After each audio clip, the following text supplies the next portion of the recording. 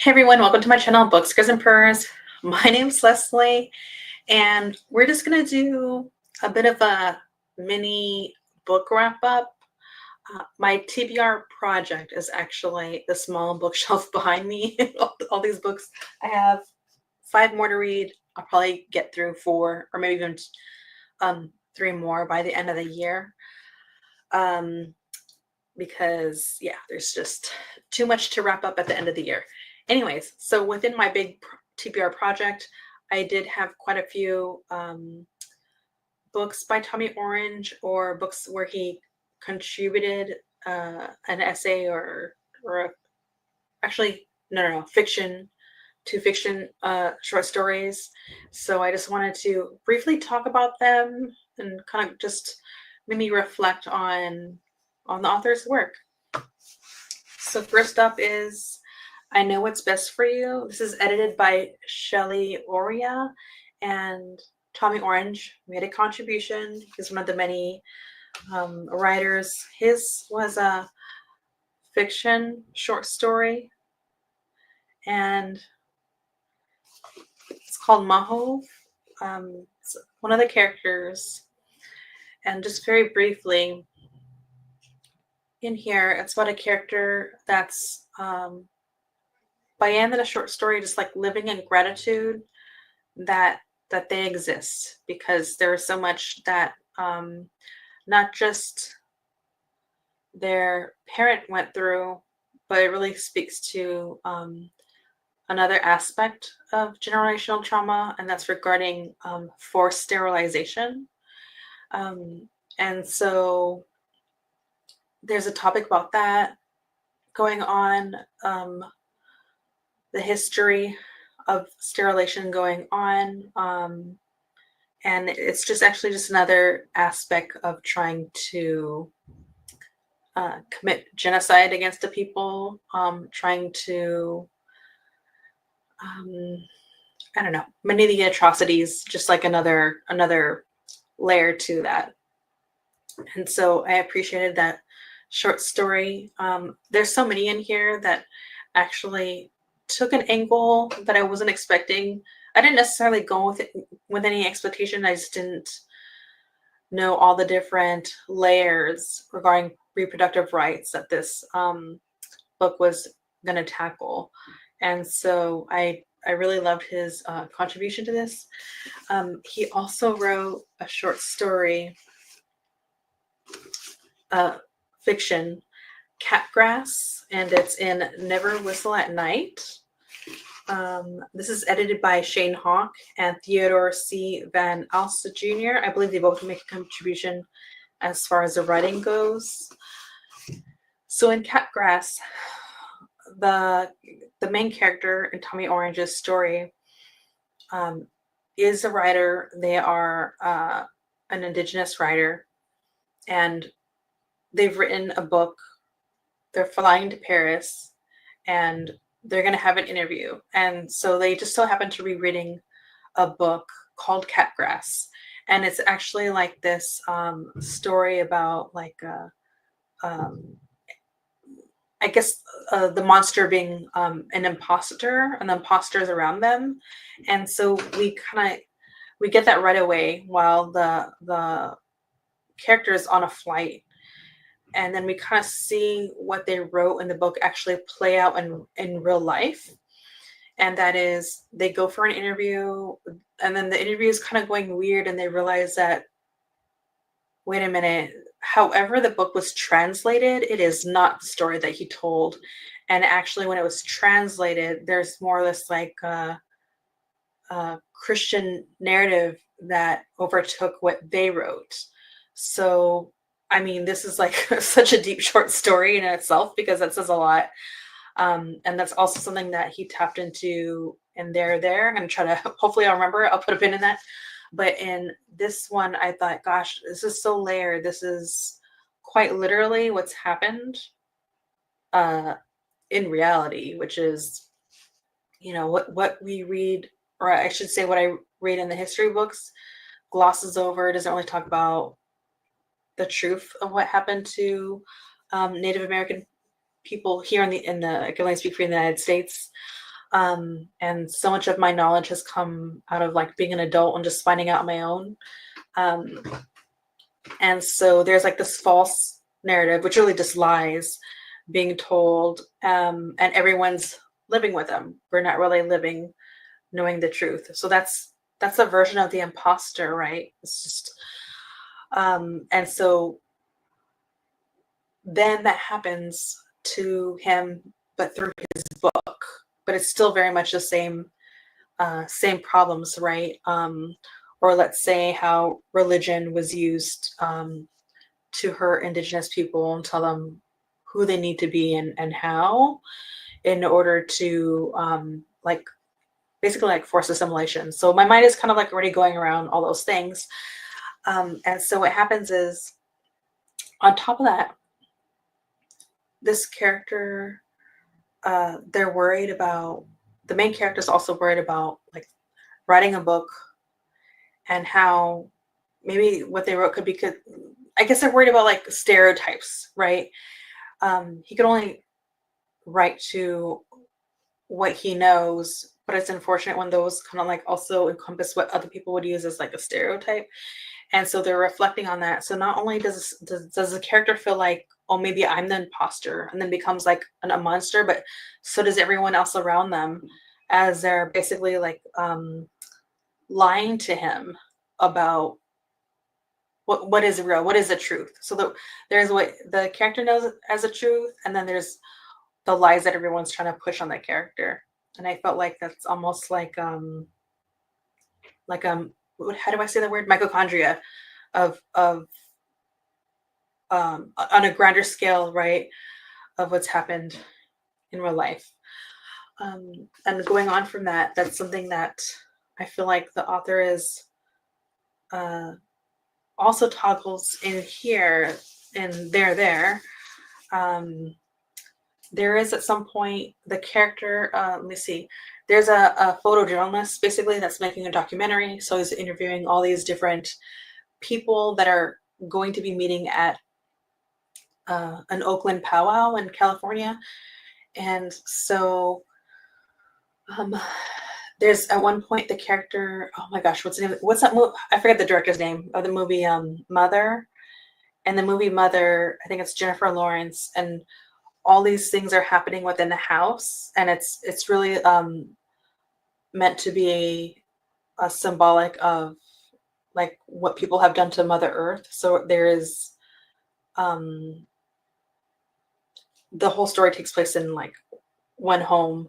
And so there was like one particular story that this I think it was a photojournalist that was writing it, or another character that was basically saying like, I'm in a home, I come down the stairs, and there's people that are like, something has happened and everyone else is writing something else in my living room. So he kind of like piggybacked off that idea to kind of express what has been happening since colonization, right? It's just knowing the truth of what has happened versus the colonial narrative, which is filled with lies, which is like countering the truth, right? And so when they're there, and speaking of like a truth versus perception, which one is it? Yeah, this one. And Catbrass, and then they're there, and also I would say Wandering Stars. I don't know. I can't hold up all these book, but I very much felt it like in there, where these characters are grappling with trying to reconnect with their heritage, their cultural community, but so much has been stripped away. So, that you'll have a character in there, they have regalia on, and they're looking in the mirror, and their outfit doesn't quite fit them, but they're just trying to like find parts of themselves, reconnect with parts of themselves. And then there's a character's grandma that tells them, you're Indian because you're Indian because you're Indian, and that's it. Like there's no question about it. And we could see how someone, this young adult is grappling with like, but what does that mean? Like when there's this outside world with all this iconography, with all these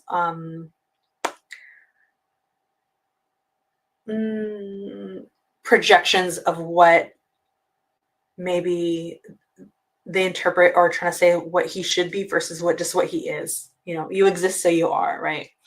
And so those are like what really touched me about Tommy Orange's storytelling, is how much of it is the truth, and then plus what you're up against.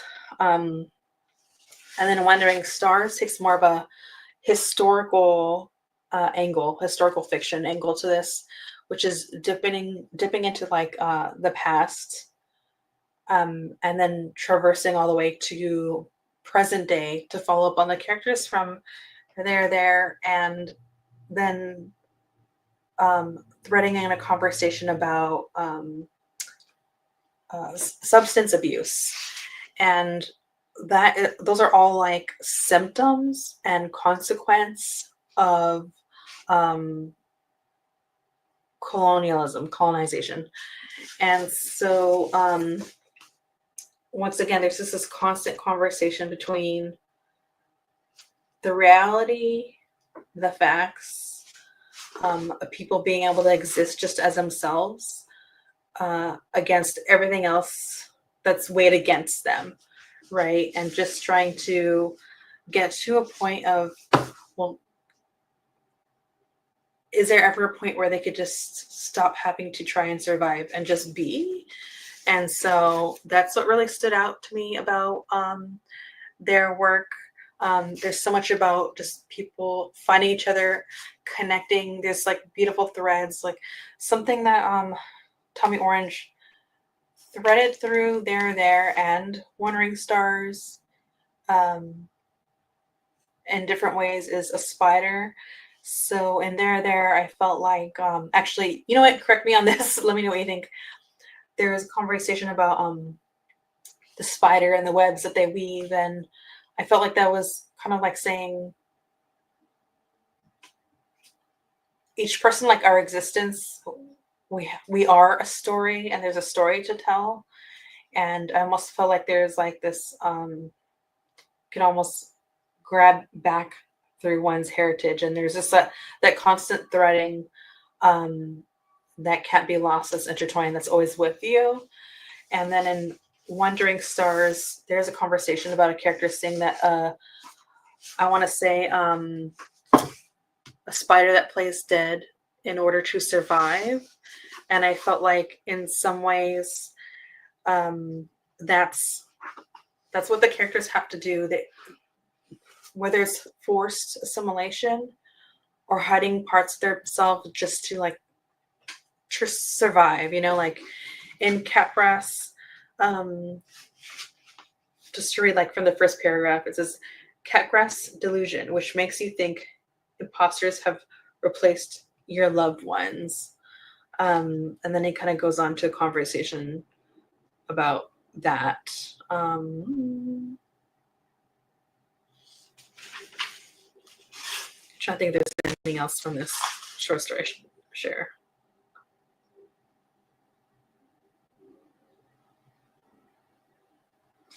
Yeah. So even the character in here, I forgot if I mentioned this, does have like an issue with like alcohol abuse. And so I think there's also this element of the character doesn't want to become the stereotype in a way. And that's like another level of turmoil, right? Again, it's other people forcing what their perception is versus like reality. And then in there, I'm trying to remember what I marked. Oh, I really like this quote. It's like page 57 from there. And it says, Opal, you have to know that we should never not tell our stories, and that no one is too young to hear. We're all here because of a lie. They've been lying to us since they came. They're lying to us now. The way she said they're lying to us now scared me. And that's the character Opal. And then I have so many books. And then in Wandering Stars, I'll read from page 17. And this is the first time a character, I want to say it's Star, like the very first Star, has to perform um, for a crowd. It says, that was the first time we performed being Indian for white people. Some of us danced and drummed and sang, painted and feathered. I watched all the white people gather around us with that strange mix of disgust and astonishment. Later, Pratt compared us to Buffalo Bill's Wild West show, said we out Buffalo Billed Mr. Cody. More performances happened after that. We performed ourselves, made it look authentic for the sake of the performing authenticity, like being was for sale, and we'd sold ourselves. I even danced in one, pretended to know something I didn't. It didn't matter what I did. White people wouldn't know the difference. Eventually, I didn't either. It seemed none of us did. So that really speaks to what the crowd is asking for is authenticity of experience, but it's not real, right? That's a lie because they wouldn't even know, and they're forcing someone to perform for them. And then let me see what else there is. Oh, this other little quote speaks to the playing dead of the spider. So this is like page 7. I wouldn't ever know if it was from a bullet to take cover or to play dead. I'd known spiders to do this. Had seen a black one with bright red marks on its belly play dead. I'd hidden and waited and watched, then seen it come back to life just before I came down hard on it with my foot. Years later in Florida, when I first saw the shape of an hourglass and understood it meant time as the delicate falling of sand through a narrow glass passage, I was reminded of the spider's mark and that there were ways to play dead and come back to life. And so, so I kind of feel like there's an echo later on of this in terms of someone feeling like they hit like rock bottom. But maybe that's what that person needed. In other words, like, I guess in a way to ground themselves, almost to like reset themselves to find where they need to go to next. And I thought that was also really beautiful. It was a really beautiful way to look at recovery versus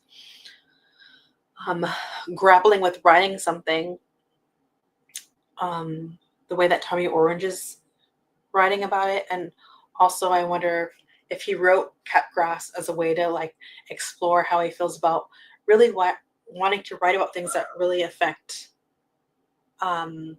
not just specifically like his community, yes, but it affects all people, which is addiction. It's unfortunate that it's seen through a lens of like stereotype, because it's just not true. But also countering that with showing us, the reader, okay, but why? And very carefully crafting a story that's saying the characters that do have addiction issues, where is this really stemming from? And it's really dealing with trauma. So yeah. And then lastly, did I quote this one already? In Cut Grass, I'll just like read a little bit of the end. For years later, I still can't. Oh, no, never mind. That's the wrong one. Almost read the wrong one. I have too many markers over here.